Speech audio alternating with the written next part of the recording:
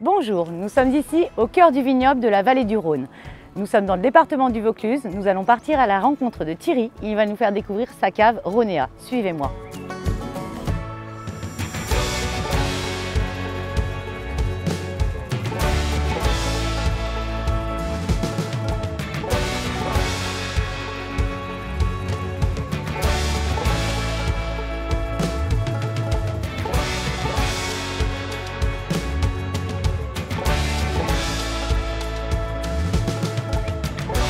Bonjour Thierry. Bonjour Brigitte, c'est bonne route? Ah super, merci de m'accueillir sur ton domaine, en plus on a le temps qui est au rendez-vous, c'est voilà, parfait. Tu vois, on va aller dans le vignoble des dentelles de Montmirail, Très joli. dont on voit les premiers contreforts. Ouais. Puis après on fera un petit tour dans la cave et au caveau. Ok. Hein, pour finir par déguster. Eh ben super, je te suis, c'est parti. Allez. Donc là Thierry, on est en plein milieu de ton vignoble. Est-ce que tu peux me parler un petit peu de la typicité du terroir et du climat par rapport à vos vins? Alors on est en climat méditerranéen, hein. C'est très très chaud, on est gorgé de soleil et ici on est sur une parcelle de muscat petit grain, sur un sol de sable qui borde les failles de Baume de Venise, et c'est toujours un cépage qu'on récolte très tôt, c'est le premier cépage qu'on récolte parce qu'on veut garder la fraîcheur et l'acidité, et donc on est pratiquement obligé de le vendanger entre le 15 et le 20 août.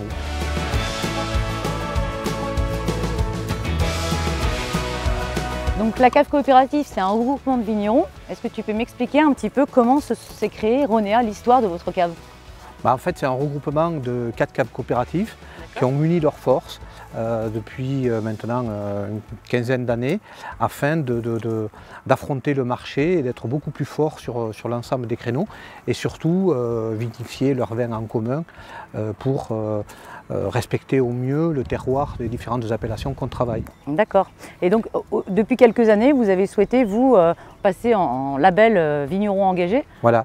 Alors, vigneron engagé, c'est une démarche, c'est le premier label RSE dédié à la filière vin. Le premier pilier, ça va être, je veux dire, la qualité intrinsèque du vin, du produit.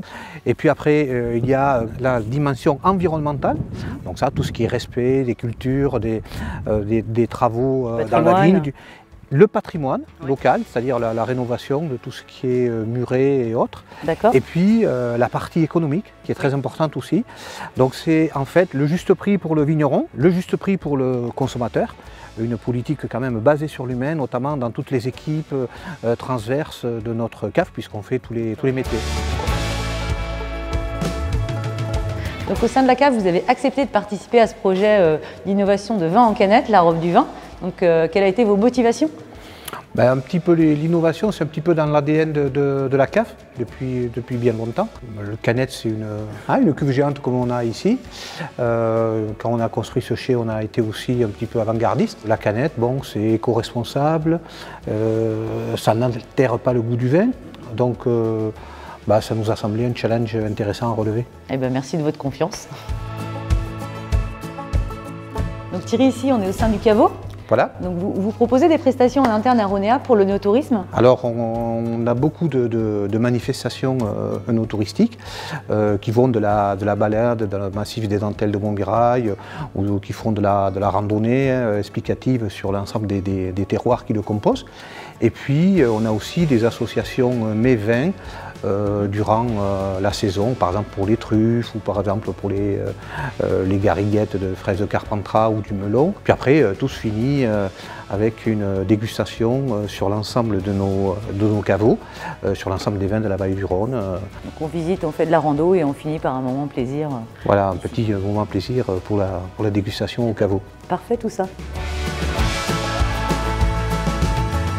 On se retrouve pour la dégustation. Donc ici, on est où Thierry? On est au chai à barrique de Rhonéa. Donc c'est un lieu magnifique.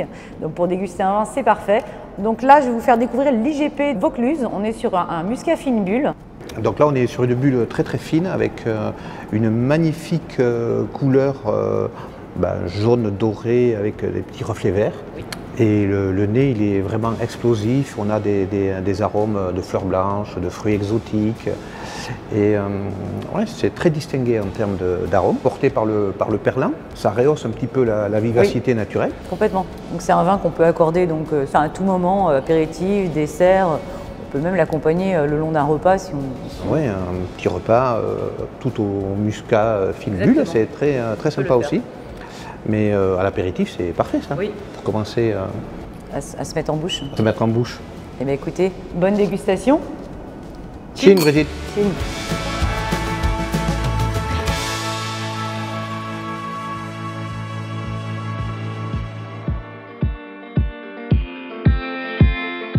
J'ai rejoint le chef. Bonjour Safak. Bonjour Brigitte.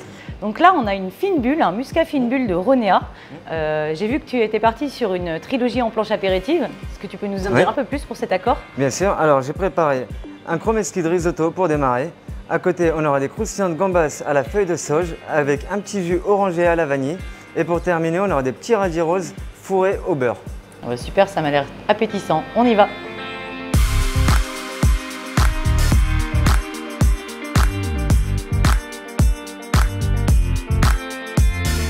Pour faire les chromeski, il nous faut un risotto froid. Donc pour ça, j'ai démarré en lançant mon bouillon de légumes. Donc le bouillon de légumes, on peut le remplacer par un cube à la maison. On a notre émulsion, on va pouvoir démarrer la cuisson de notre risotto. Alors pour ça, j'ai préparé ma casserole pas trop chaude.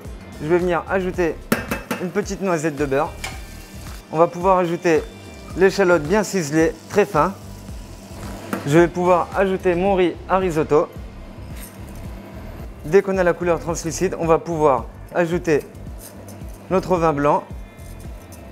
On va attendre une réduction du vin pour enlever l'acidité de l'alcool. Je vois que mon blanc a commencé à réduire. Je vais pouvoir ajouter mon bouillon de légumes.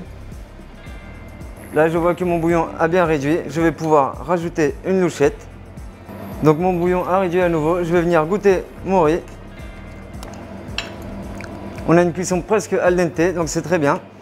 On va pouvoir ajouter notre crème et notre mascarpone. Je démarre avec ma crème liquide. Je vais pouvoir ajouter une bonne cuillère de mascarpone. Je vais ajouter mon parmesan râpé.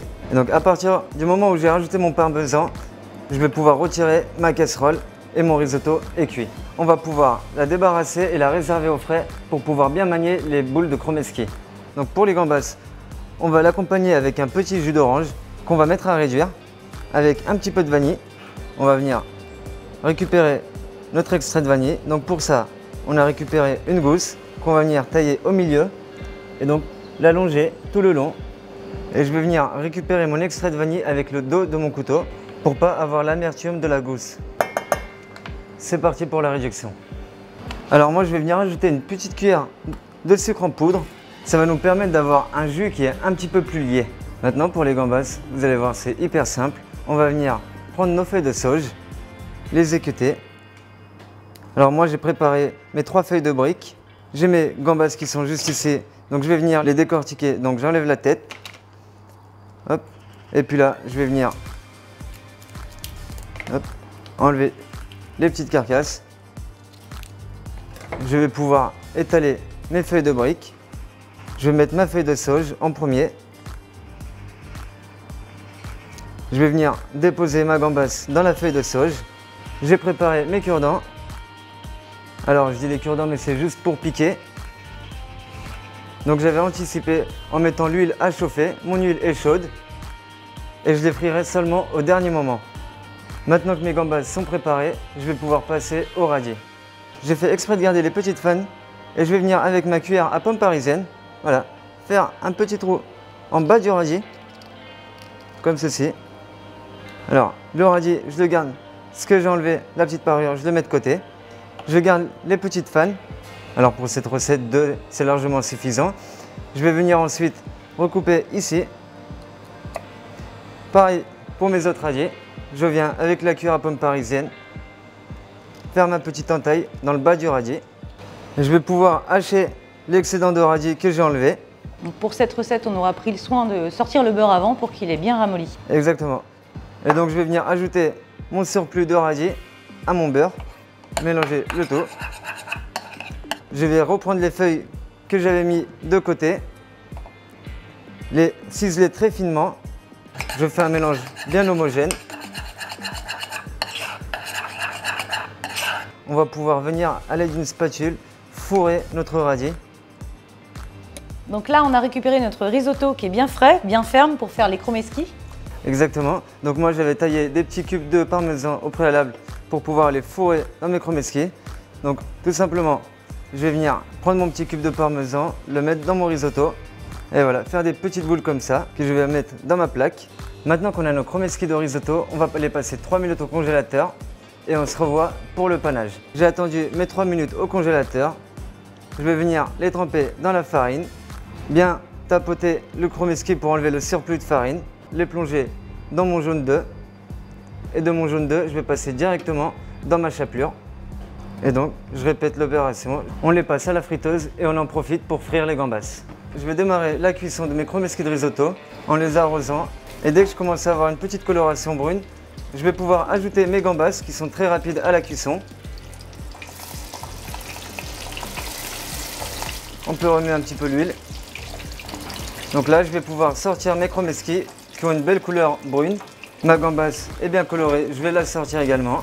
Donc je les mets bien à égoutter sur un papier absorbant et puis je vais pouvoir passer au dressage.